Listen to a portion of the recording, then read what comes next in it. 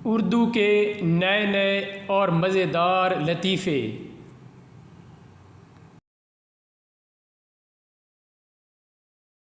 एक साहब बहुत गुस्से से चिल्ला रहे थे, आज मैं अपने कुत्ते को जान से मार दूंगा। किसी ने पूछा, उसका कसूर क्या है?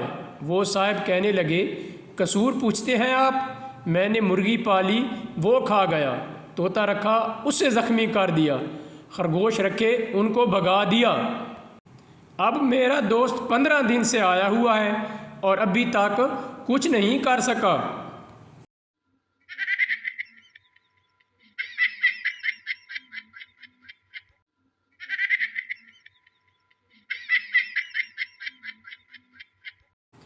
उसने अपनी मंगेतर का हाथ अपने हाथों में लिया और मंगनी की अंगूठी देखने लगा।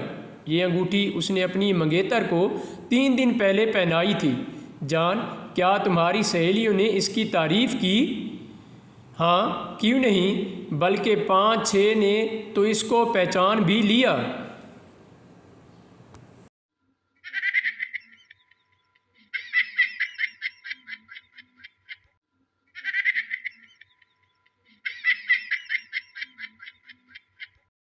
एक भिखारी सदा लगा रहा था, सिर्फ 2 रुपए का सवाल है बाबा। एक आदमी ने पूछा, सिर्फ 2 रुपए क्यों? इस पर भिखारी ने बड़ी मासूमियत से जवाब दिया, मैं आदमी की औकात देखकर ही मांगता हूँ।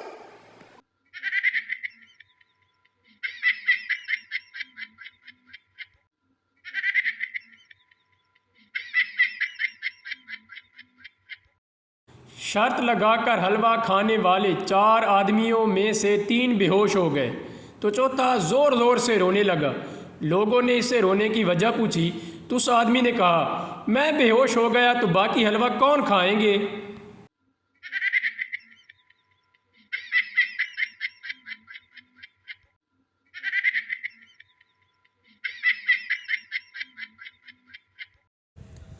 समंदर के किनारे चहलकदमी के दौरान शौहर ने बीवी को अपनी दुख भरी दास्तान सुनाने के बाद कहा, अभी ना जाने हमारे लिए और कितने मसाइल पैदा होंगे और इनके हल की कोई तदबीर भी मेरी समझ में नहीं आती। बीवी ने यह सुनकर जवाब दिया, आप इसकी बिल्कुल फ़िक्र मत करें, इसका बिल्कुल आसान हल मेरे पास मौजूद है। शौहर ने खुश होकर पूछा, वो क्या, ज़रा जल्दी बताओ। बीवी ने जवाब दिया, आप इस समंदर में छलांग लगा दें, आपके तमाम मसाइल तरजीही बुनियादों पर हल होंगे।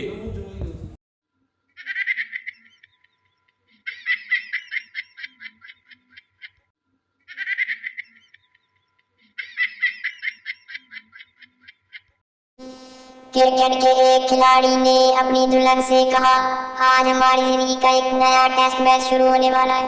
मेरे वालिदैन को तुम्हें अंपायर की हैसियत से कबूल करना होगा, चाहे वो तुम्हें LBW देकर वापस पवेलियन क्यों ना भेज दे। हम अपनी मोहब्बत की रुत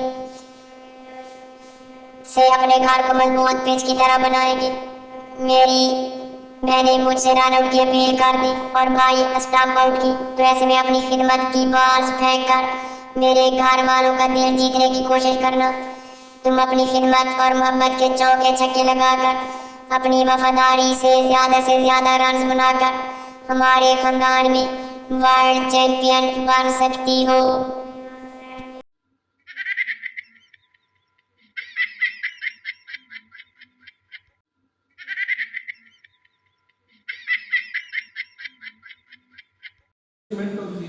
सरदार प्रणाम सिंह ने एक रोज़ दिन ढलने से पहले ही शराब चढ़ा ली थी।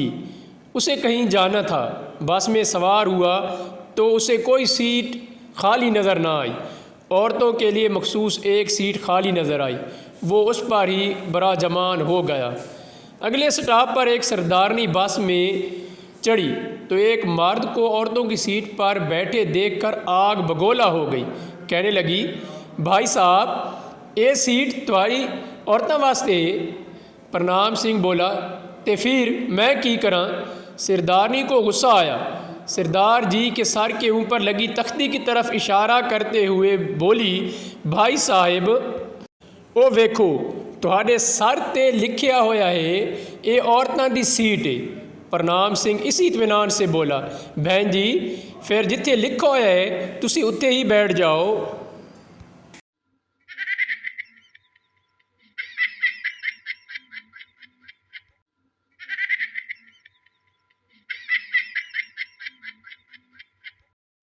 बाप हैरानी से, इरफान तुम मुर्गा क्यों बने हुए हो बेटा?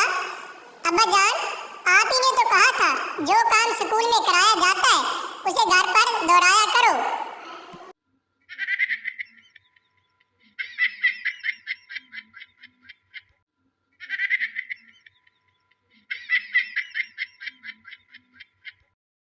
जज, बड़े शर्म की बात है, तुमने एक हफ्ते के दौरान 7 चोरियां की। मुल्जिम जी, इसमें शर्म की कौन सी बात है? हफ्ते में 7 ही दिन तो होते हैं, 8 दिन होते तो 8 चोरियां करके दिखा देता।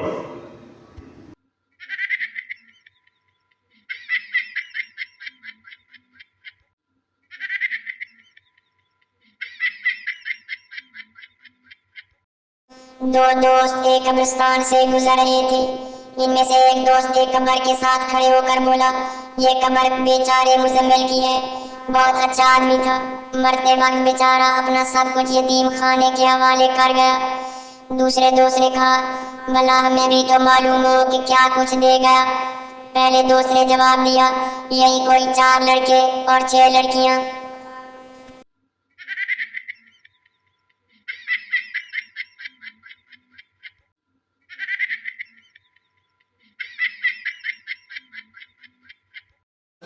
एक छोटे बच्चे ने अपने वालिद से पूछा, अब्बू क्या हम हवाई जहाज के जरिए अल्लाह मियाँ के पास पहुँच सकते हैं? बाप ने जवाब दिया, अरे मियाँ, अल्लाह के पास तो कार में बैठकर भी पहुँचा जा सकता है, शर्त यह है कि कार तुम्हारी अम्मी ड्राइव कर रही हो।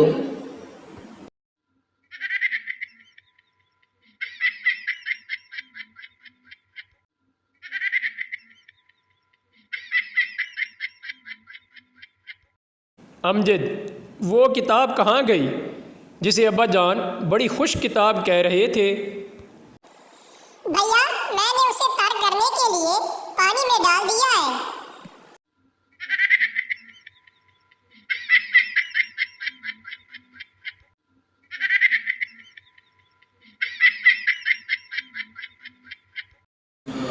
औरतें कितनी मेहनती होती हैं, मिसाल ज़रूर दे। औरतें बहुत मेहनती होती हैं, इसका अंदाज़ा आप इस बात से लगाएं कि 100 में से सिर्फ 12 औरतें कुदरती हसीन होती हैं, जबकि बाकी अपनी मेहनत से।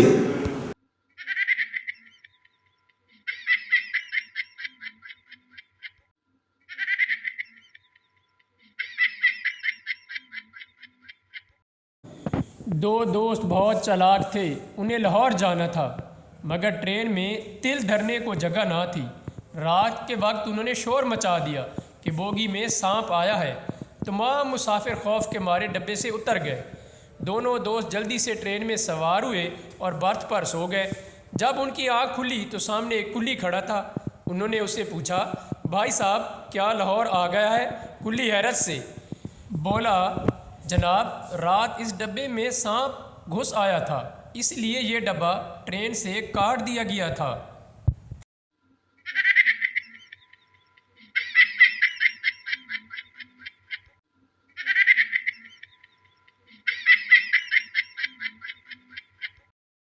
उस्ताद क्लास में समझाते हुए कह रहे थे कि मेहनत करके आदमी जो चाहे मार सकता है। आप लोग मेहनत के जरिए अपनी ख्वाहिशात पूरी कर सकते हैं। एक शागिर्द बोला, मगर जनाब मेरे अब्बू कहते हैं कि मेरी ख्वाहिश कभी पूरी नहीं हो सकती। तुम्हारी क्या ख्वाहिश है? उस्ताद ने पूछा। जनाब मैं लेडी डॉक्टर बनना चाहता हूँ, शागिर्द ने मासूमियत से जवाब दिया।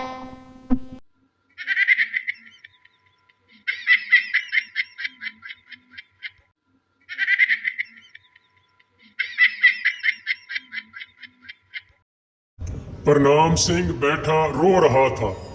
एक दोस्त ने रोने की वजह पूछी तो सरदार जी कहने लगे, भाइया मेरी माँ मर गई, ओदे गम विचों रो रहा। दोस्त ने ताज़ियत की और चला गया। 2 दिन बाद उसने देखा कि प्रणाम सिंह बैठा फिर रो रहा है। दोस्त ने दोबारा रोने की वजह पूछी तो सरदार जी ने कहा, भाया आज मेरे वड्डे भरा दा फोन आया सी, ओदी मां भी मर गई है, आज ओदे गम विच रोसियां।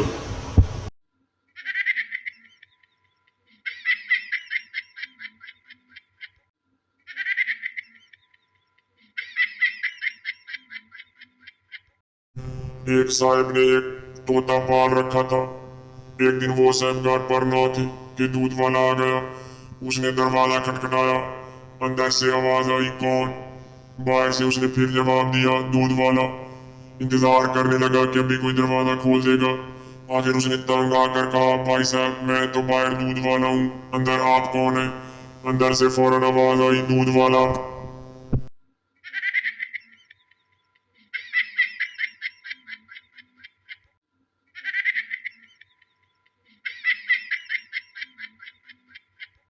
यहूदियों के बारे में ये बात मशहूर है कि बड़े कंजूस होते हैं। एक यहूदी लड़का महाज जंग से वापस आया। इस्तकबाल के लिए आए हुए अपने बाप और बड़े भाई की बड़ी हुई दाढ़ियाँ देखकर उसे बहुत ताज्जुब हुआ। उसने हैरान होकर पूछा, ये आप लोगों ने दाढ़ियाँ क्यों बढ़ा रखी हैं? बेटे तुम्हें याद नहीं, ब्लेड तुम अपने साथ ले गए थे, बाप ने जवाब दिया।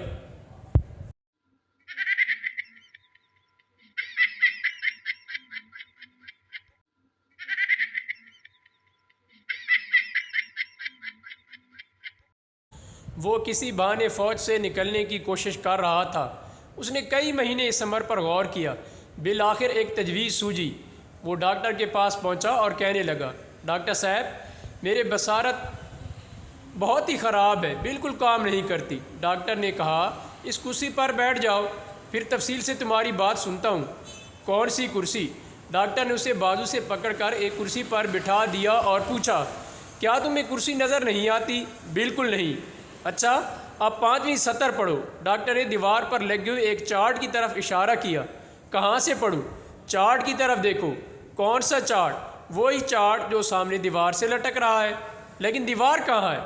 ये देखकर डॉक्टर को यकीन हो गया कि इसकी बसारत वाकई ख़त्म हो चुकी है और इसे फ़ौज से हमेशा के लिए छुट्टी दे दी। यूं ही वो बाहर निकला। उसने ज़ोर से एक कहका लगाया। वो बहुत खुश था। वो नज़दीक ही एक सिनेमा हाउस में फ़िल्म देखने चला गया। जब फ़िल्म ख़त्म हुई तो वह हैरत ज़दा रह गया। वो डॉक्टर जिसने उसे ज़ाफ़े बसारत की वजह से डिस्चार्ज किया था, वो उसकी साथ वाली सीट पर बैठा था। डॉक्टर ने उसे देखकर पहचान भी लिया था, लेकिन उसने किसी किस्म की घबराहट का इजहार किए बगैर कहा, क्यों साहब, ये बस कहाँ जाएगी?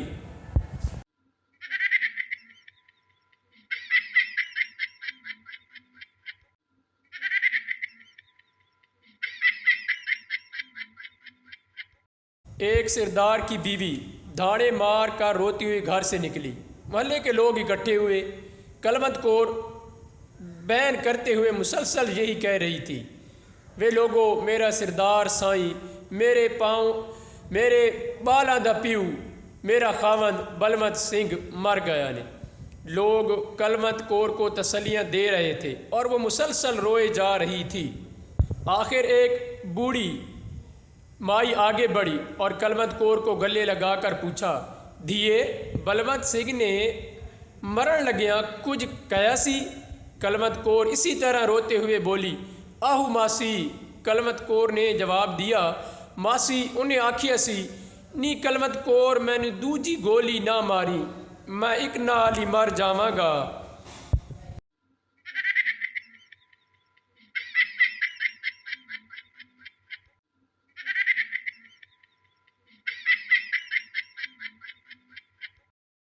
शादी की 6ठी सालगिरह पर कराची का एक जोड़ा तफरीह के लिए पहली मरतबा सवात गया। सवात की खूबसूरती से दोनों बहुत खुश थे। वादी कलाम पहुँचे तो बीवी ने कहा, यहाँ की मसूर कुन फ़िज़ा हसीन मनाजिर ने तो मेरी ज़बान किंग कर दी है। शौहर ने कहा, मेरा ख्याल है हम गुलशन वाला फ्लैट बेचकर यहीं एक मकान ले लेते हैं।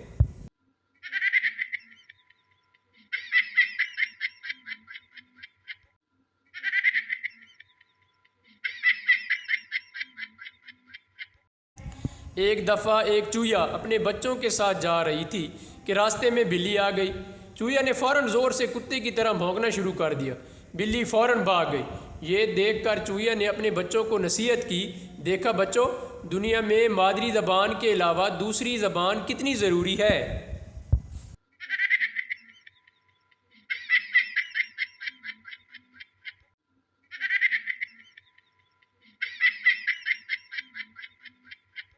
एक सियाह होटल में गया तो बेरे ने आकर आर्डर लिया। सियाह ने कहा फ्राई मछली और हमदर्दी के 2 बोल। बहरा मछली ले आया और पूछा और कुछ। सियाह ने जवाब दिया हमदर्दी के 2 बोल। बहरा अपना मुंह सियाह के कान के पास ले गया और बोला मछली ना खाना, 2 दिन की बासी है।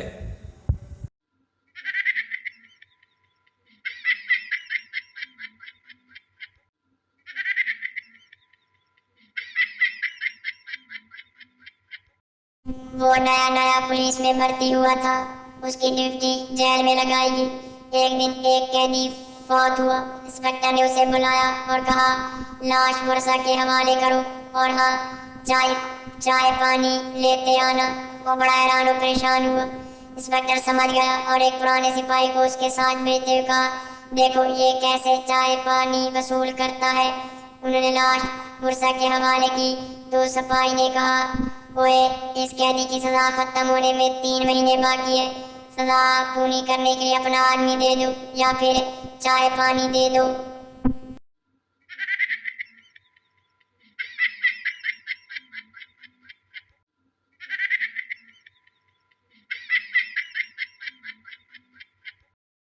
एक शख्स ने अपने कंजूस पड़ोसी से कहा अरे क्या हो गया, इतने लाल पीले क्यों हो रहे हो।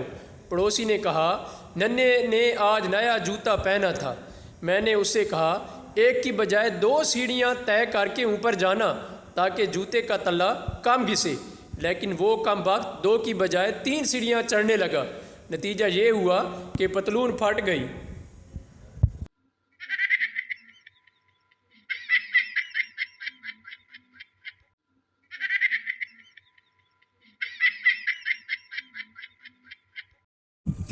एक खातून ने दूसरी खातून से पूछा जन्नत में मर्दों को तो हूरें मिलेंगी मगर औरतों को क्या मिलेगा। यही अपने अपने खामन। दूसरी औरत ने जवाब दिया। पहली औरत ने ये सुना तो तलखी से बोली दफा करो, फिर मरने का क्या फायदा।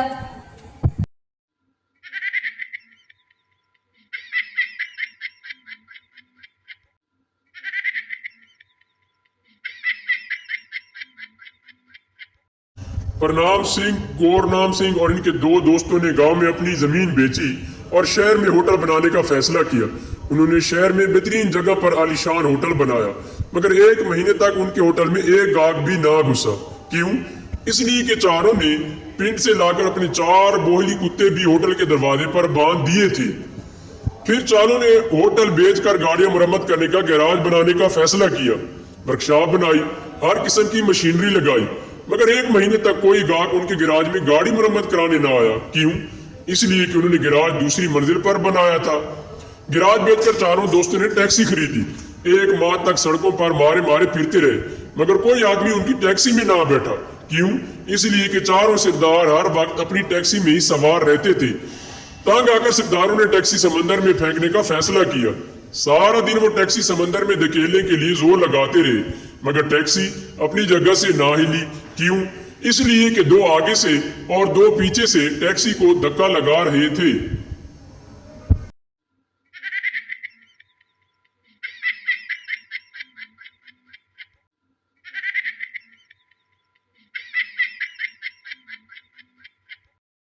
एक शख्स अपना रंगीन टीवी और वीसीआर उठाए समंदर की तरफ जा रहा था। रास्ते में उसका दोस्त मिला और उसने हैरानी से पूछा क्या माजरा है। वो बोला खुदकुशी करने जा रहा हूँ और टीवी वीसीआर साथ लेकर डूबूंगा। मेरी बीवी मुझ पर ना सही इन चीज़ों की महरूमी का तो मातम करेगी।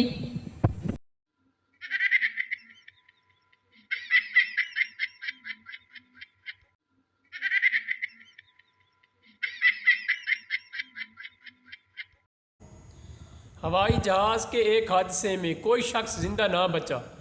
माहिरीन जाए हादसा पर पहुंचे तो हर चीज़ यूं तबाह हो चुकी थी कि हादसे की वजूहात का पता चलाना मुमकिन नहीं था। तबाहशुदा जहाज़ के करीब किसी दरख्त पर एक बंदर बैठा था जिसके गले में एयरलाइन का टैग लटक रहा था। पता चला कि यह बंदर भी तबाह होने वाले जहाज़ का मुसाफिर था। उसे पकड़ लिया गया। इशारों की ज़बान के एक माहिर की खिदमत हासिल की गई ताकि वो बंदर से बातचीत करके कुछ मालूम कर सके। तफ्तीशी बोर्ड ने माहिर के ज़रिए बंदर से सवाल किया, हादसा कितने बजे हुआ था। इशारों की ज़बान ने माहिर ने सवाल बंदर को समझाया। बंदर ने सवाल सुनकर अपनी कलाई की तरफ इशारा किया, फिर दोनों हाथों की 10 उंगलियां खड़ी की। इसके बाद उसने दोनों हाथ जोड़कर अपने गाल पर रखे और सर को टेढ़ा कर लिया। माहिरीन ने इशारा समझकर बताया, बंदर कह रहा है हादसा रात के 10 बजे हुआ।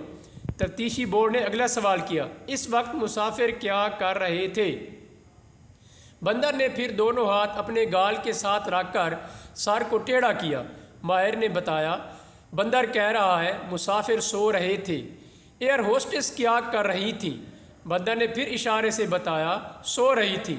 तफ्तीश करने वालों ने पूछा, पायलट क्या कर रहे थे। बंदर ने फिर वही जवाब दिया, सो रहे थे। तफ्तीशी टीम में से एक ने बंदर से पूछा, जब सब लोग सो रहे थे तो तुम क्या कर रहे थे। बंदर ने दोनों हाथों को घुमाते हुए इशारे से बताया कि मैं जहाज़ चला रहा था।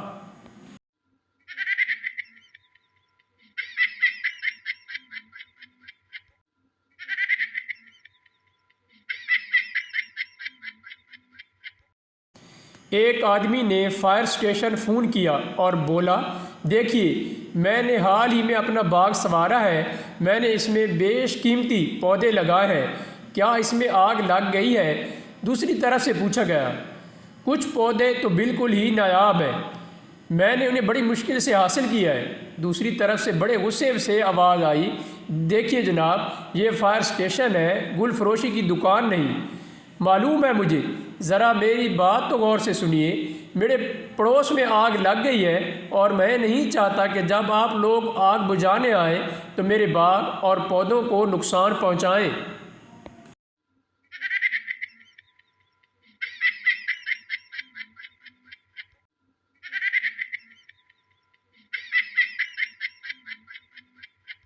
एक मुलाजिम को तनख्वाह मिली। उसने सोचा बीवी के हवाले करने से पहले कम अज़ कम रकम तो गिन ले।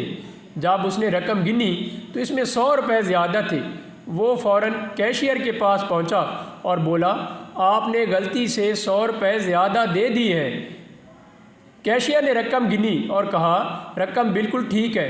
बात दरअसल ये है कि आपकी तनख्वाह में गुज़िश्ता 3 महीनों से 100 रुपये का इजाफ़ा हो चुका है। वो शख्स हैरानगी से बोला, कमाल है यार, मेरी बीवी ने तो मुझे बिल्कुल बताया ही नहीं।